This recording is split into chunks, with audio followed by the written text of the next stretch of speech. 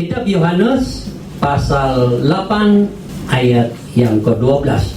Firman Tuhan berbunyi demikian. Maka Yesus berkata pula kepada orang banyak, katanya, "Akulah terang dunia. Barang siapa mengikut aku, ia tidak akan berjalan dalam kegelapan, melainkan ia akan mempunyai terang hidup." Yang kedua, kita akan melihat di dalam kitab Matius pasal 5 ayat 14 hingga ayat yang ke-16. Firman Tuhan berbunyi demikian. "Kamu adalah terang dunia. Kota yang terletak di atas gunung tidak mungkin tersembunyi. Lagi pula orang tidak menyalakan pelita lalu meletakkannya di bawah gantang, melainkan di atas kaki dian, sehingga menerangi semua orang di dalam rumah itu.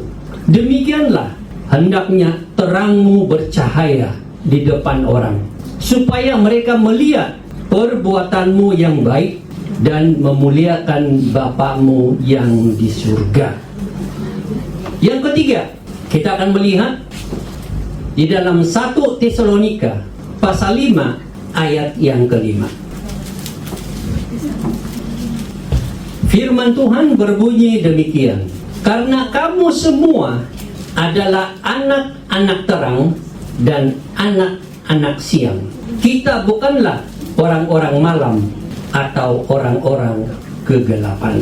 Yang keempat, kita akan melihat kitab Roma pasal 13 ayat 14 yang berbunyi demikian. "Tetapi kenakanlah Tuhan Yesus Kristus sebagai pelengkapan senjata terang, dan janganlah merawat tubuhmu untuk memuaskan keinginannya."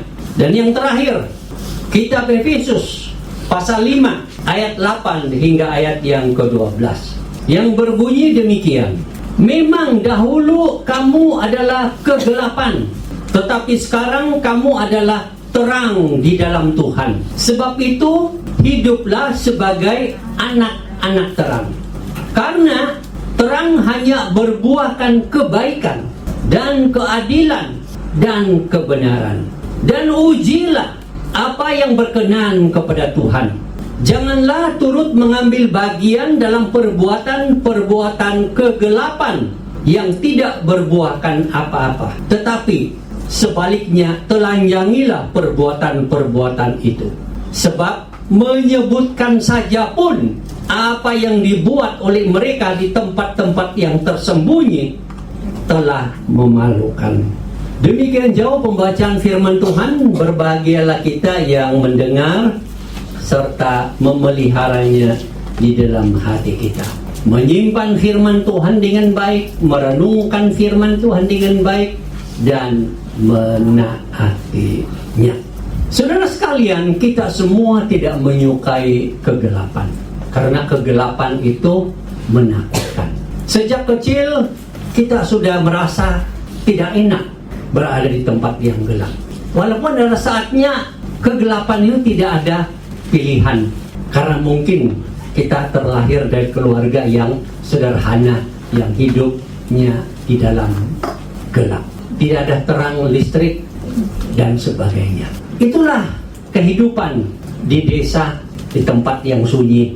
Tetapi sesungguhnya tidak ada orang yang menyukai kegelapan, karena sepertinya tidak ada jaminan akan jalan yang baik, kita pasti jatuh dan sebagainya. Tetapi yang menjadi perhatian kita di dalam pembacaan firman Tuhan, Tuhan pun tidak menyukai kegelapan. Dan Tuhan mau supaya setiap kita anak-anaknya tidak lagi hidup di dalam kegelapan. Kegelapan yang dimaksudkan oleh firman Tuhan bukanlah kegelapan malam, tetapi kegelapan dosa. Kehidupan yang tidak sesuai dengan ajaran Tuhan, tidak sesuai dengan nilai-nilai Tuhan, tidak sesuai dengan Tuhan Yesus Kristus. Tuhan tidak suka anak-anaknya terlibat dalam kegelapan dosa itu. Itulah sebabnya firman Tuhan sudah mengatakan, Yesus berkata, "Aku adalah terang dunia, dan barang siapa yang mengikut aku, ia berjalan di dalam terang. Yesus berkata, aku adalah terang dunia. Barang siapa yang mengikut aku, ia berjalan di dalam terang. Ia tidak lagi di dalam kegelapan. Apa yang Yesus maksudkan? Yesus datang ke dalam dunia ini menghapus yang namanya dosa di dalam kehidupan kita. Dosa yang sudah ada di dalam hidup kita sejak Adam dan Hawa. Itulah namanya kita itu keturunan orang berdosa. Dari sononya kita adalah orang yang berdosa. DNA kita adalah dosa. Kemudian begitu kita lahir di dunia ini dan kita tumbuh membesar, kita hanya memaparkan buah-buah dari dosa itu dalam banyak bentuk. Kegelapan dosa itu tidak bisa dibereskan oleh manusia, oleh apapun dan oleh siapapun. Karena itu Tuhan Yesus dari surga datang ke dalam dunia untuk membantu umat manusia, menolong umat manusia dengan kasih-Nya.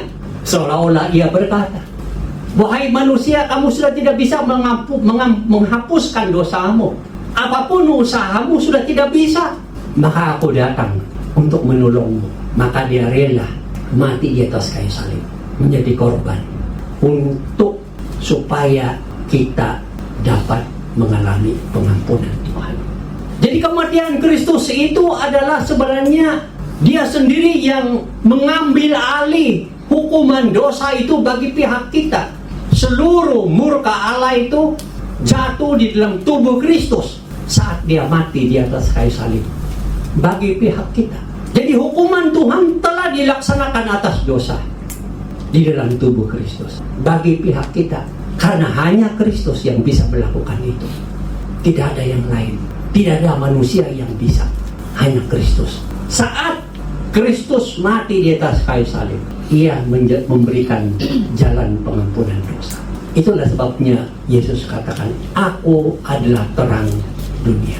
Terang dunia yang gelap ini menerangi kegelapan dosa, menghapuskan kegelapan dosa. Dan saat kita percaya kepada Dia, atau seperti firman Tuhan katakan, saat kamu mengikut Yesus sepanjang hayatmu, maka engkau sudah berada di dalam terang. Terang ini adalah terang Kristus yang sudah kita miliki. Jadi setiap kita yang sudah percaya kepada Yesus sudah memiliki terang Kristus itu di dalam hidup kita. Itulah sebabnya firman Tuhan katakan, kamu adalah terang dunia. Terang yang dimaksudkan ini terang Kristus yang ada di dalam hidup kamu, yang kemudian menjadi terang kepada orang lain. Terang ini sudah kita miliki. Jadi saat saudara dan saya percaya dan menerima Yesus, sadar atau tidak, kita memiliki terang Kristus di dalam hidup kita. Terang yang sudah menerangi kita dari kegelapan dosa, menghapuskan segala dosa di dalam kehidupan. Itu sebabnya kita bersyukur dan sungguh kagum kepada Tuhan yang sudah mengasihi kita dengan anugerah-Nya yang hebat itu, mengampuni dosa kita dan memberikan kita terang Kristus itu di dalam hidup. Nah, terang yang kita miliki ini adalah nilai-nilai Kristus di dalam kehidupan kita, yang seharusnya kita tidak diamkan di dalam diri kita, tetapi biarlah terang Kristus itu bersinar di dalam dan melalui kehidupan kita. Itulah sebabnya di dalam firman Tuhan katakan, tidak mungkin ada orang yang menutupi terang itu dengan gantang. Mungkin pada zaman itu, atau bagi saudara yang masih ingat apa itu gantang, itu adalah sejenis tin yang digunakan untuk mengukur beras pada waktu itu. Satu gantang. Nah itu kan digunakan menutup, kayak tin ditutupi. Lalu kalau terang itu ditutupi dengan gantang, ditutupi dengan tin, maka tidak akan dapat bercahaya di dalam rumah itu. Tuhan Yesus hanya mau mengingatkan, menyadarkan kita bahwa kita adalah orang yang sudah menerima terang Kristus itu, nilai-nilai Kristus itu, ajaran-ajaran Kristus itu atau kehidupan Kristus itu di dalam hidup kita, kita jangan sembunyikan bagi diri kita sendiri. Kita perlu supaya orang lain melihat terang itu. Seperti cahaya yang dikatakan oleh firman Tuhan di atas gunung, yang bisa memancar dan dilihat oleh semua orang. Kita mau hidup kita sekarang adalah hidup yang memancarkan terang Kristus. Bukan terang dunia ini, tapi terang Kristus. Nilai Kristus di dalam diri kita. Itu yang seharusnya ada di dalam kehidupan kita sehari-hari. Saat kita dalam kehidupan sehari-hari bersama dengan teman-teman kita, siapapun dia, silakan kita memberikan hormat dan penghargaan. Kita tidak menghina orang lain, kita tidak menghina agama yang lain, kita tidak merendahkan agama yang lain, dan sebagainya, dan sebagainya. Tetapi ketika kita bersama-sama dengan mereka, biarlah mereka dapat mengalami, melihat terang Kristus bercahaya di dalam dan melalui kehidupan kita. Apakah ada teman-temanmu yang tahu bahwa kamu adalah orang yang percaya kepada Tuhan Yesus? Atau engkau berusaha menyembunyikan dirimu?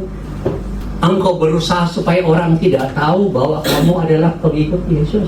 Kalau sungguh kamu adalah pengikut Yesus, percaya kepada Yesus, memegang nilai-nilai Kristus, ajaran-ajaran Kristus di dalam dirimu, tanpa engkau banyak bicara pun orang akan tahu. Orang akan tahu.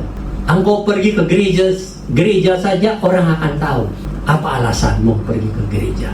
Engkau melakukan sesuatu sesuai dengan ajaran Tuhan, orang akan tahu. Mungkin saudara hanya menundukkan kepala dan berdoa sebelum makan bersama dengan teman-temanmu, orang akan tahu bahwa engkau adalah pengikut Yesus. Menjadi pengikut Yesus, kita perlu bercahaya kepada dunia di sekitar kita. Menjadi terang Kristus itu artinya bersama dengan teman saudara itu ada berbagai macam kehidupan, cara berpikir, kegiatan, dan keinginan-keinginan. Mungkin ada di antara mereka yang tidak memandang dosa melakukan banyak hal di dunia ini. Bagi mereka itu bukan dosa. Sebagai contoh, teman-temanmu suka berbohong. Bagi mereka tidak apa-apa bohong, tidak juga mati, masih hidup senyum-senyum, terima gaji tiap bulan, oke-oke saja, KFC, McDonald's, Jollibee, dan lain-lain. Walaupun aku hidup dalam suka berbohong, tidak mati kok, tidak apa-apa.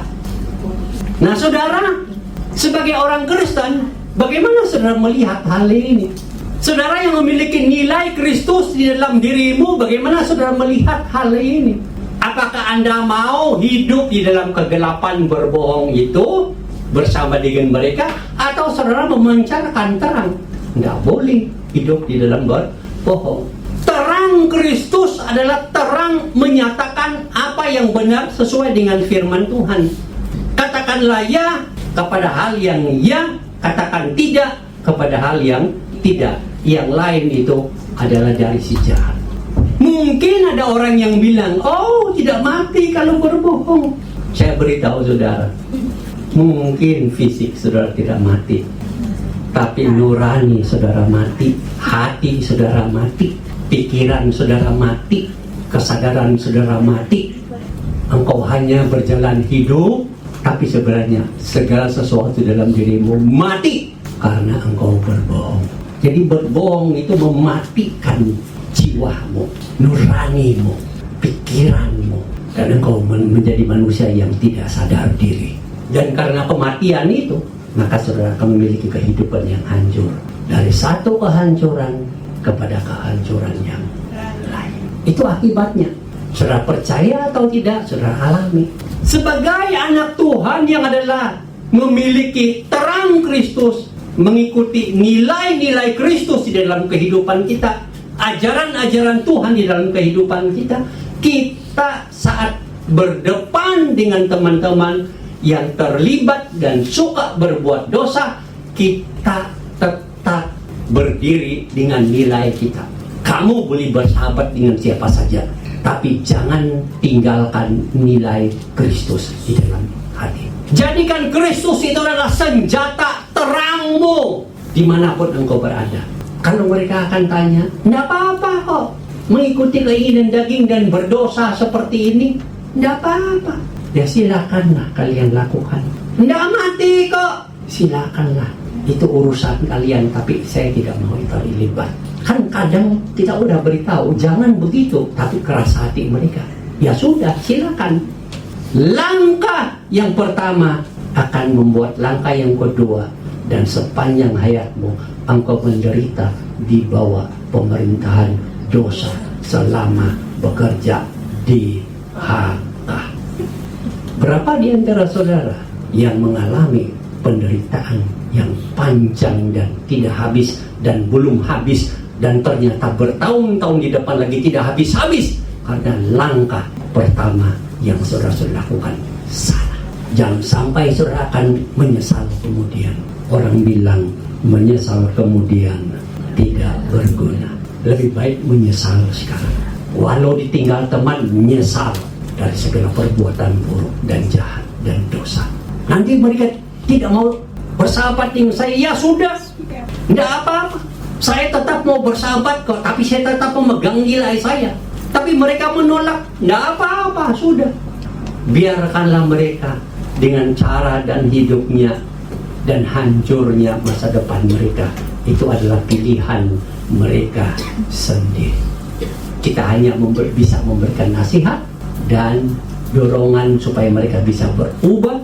Tapi kalau sudah tidak mau dengar, kita tidak bisa buat apa-apa. Tapi kita sebagai anak Tuhan berdiri memegang nilai Kristus dengan siapapun kita bergaul, dengan siapapun kita bersahabat. Saya tidak bisa melakukan ini karena saya adalah pengikut Yesus. Saya adalah orang Kristen. Saya percaya Yesus. Begitu saja kita punya keyakinan. Karena ada terang Kristus di dalam diri kita. Kita percaya. Bukan saja kita melakukan hal-hal baik dan menghindari hal-hal buruk yang berkaitan dengan kegelapan dosa di sekitar kita, tapi kita juga bisa membawa kabar baik Tuhan Yesus kepada teman-teman kita. Kita mengabarkan kepada mereka bahwa ada Tuhan yang mengasihimu, ada Tuhan yang bisa mengampuni dosamu, ada Tuhan yang bisa memastikan engkau kalau mati nanti pasti masuk surga, yaitu Yesus. Kita kabarkan. Itu adalah kebaikan. Itu adalah terang yang bercahaya. Kita tidak tutupi kalau kita percaya kepada Yesus. Kita tidak mau untuk diri kita sendiri saja menikmati kasih Tuhan, pengampunan dosa dari Tuhan, keselamatan surga itu dari Tuhan. Kita mau teman kita mengalaminya. Mungkin mereka sedang terpuruk dengan kehidupan dosa. Tidak ada tujuan hidup. Tidak ada kebahagiaan. Takut kalau mati pasti masuk neraka. Atau mereka sudah merasa bahwa mereka sudah ditentukan untuk masuk neraka. Mereka sudah tidak tahu, tidak bahagia. Kalau saya mati ini bagaimana ini? Mungkin itu keadaan mereka. Mungkin dosa itu sudah membuat hati mereka itu hancur dan tidak bahagia. Tidak ada makna hidup. Tidak ada makna hidup. Mungkin kelihatan wajah mereka bisa senyum. Kata-kata dan bahasa mereka bisa baik-baik saja. Mungkin mereka seperti manusia normal, teman baik kita. Tapi kita mungkin tidak tahu di dalam hatinya ada pergumulan tentang makna hidup. Ada pergumulan tentang ketidakbahagiaan. Ada pergumulan dengan luka-luka yang membuat mereka itu hancur, lebur hatinya. Ada penyesalan yang tidak ada jawabannya. Ada ketidakpahaman tentang hidup ini, masa depan ini. Mungkin itu keadaan teman kita. Nah, disinilah kita mau bercahaya. Biarkan terang Kristus itu bercahaya kepada mereka melalui kata-kata kita. Tuhan mengasihimu. Tuhan mau mengampuni dosamu. Tuhan mau memberikan kamu makna hidup. Tuhan memberikan kamu kesembuhan, pemulihan dari luka hatimu. Tuhan mau memberikan kekuatan menghadapi masalahmu. Tuhan memberikan engkau mujizat khusus untuk hidup dan masa depanmu. Tuhan memberikan engkau surga. Karena itu, bukalah pikiran dan hatimu. lembutkanlah hatimu untuk percaya kepada Tuhan Yesus. Itu adalah kata-kata yang sederhana, memberikan kekuatan dan harapan kepada mereka. Itu adalah kata-kata yang baik. Itu adalah kata-kata yang nilainya Tuhan Yesus. Nilainya adalah terang Kristus di dalam hidup kita. Itu adalah ibadah kita di hadapan Tuhan saat kita memberitakan tentang kasih Tuhan kepada mereka, pertolongan dan kebaikan Tuhan kepada mereka. Itu adalah ibadah kita. Jadi menjadikan diri kita ini bercahaya atau memiliki terang yang bersinar kepada orang-orang di sekitar kita secara sadar dengan memegang nilai-nilai Kristus, ajaran-ajaran Kristus. Itu adalah ibadah kita. Jadi kalau kita bersama dengan teman, teman mengajak kita untuk berbuat dosa, kita tidak mau. Ya, kita sedang beribadah kepada Tuhan. Kita sedang beribadah. Saat kita mengatakan tidak kepada tarikan-tarikan dosa atau keinginan daging yang tidak benar, itu saat itu sedang kita sebenarnya beribadah kepada Tuhan. Ibadah itu tidak sekadar kita datang ke gereja pada hari Minggu seperti ini, memuji, menyembah, dan mengagungkan Tuhan. Tapi bagaimana kita hidup dalam keseharian kita saat kita menolak hal-hal yang berbau dosa, itu adalah ibadah. Jadi kalau temanmu ngajak engkau berbuat dosa, dan saat engkau mengatakan, no, saya tidak mau, itu adalah ibadahmu yang paling tinggi dan paling mulia yang engkau lakukan di hadapan Tuhan. Temanmu mengatakan, kamu jahat, no, saya melakukan yang benar ini. Itu adalah ibadahmu di hadapan. Jadi ibadah itu jangan saudara berpikir hanya seperti ini. Memang ini ada ibadah kebersamaan kita sebagai anak-anak Tuhan untuk menyembah dan memuji Tuhan bersama-sama.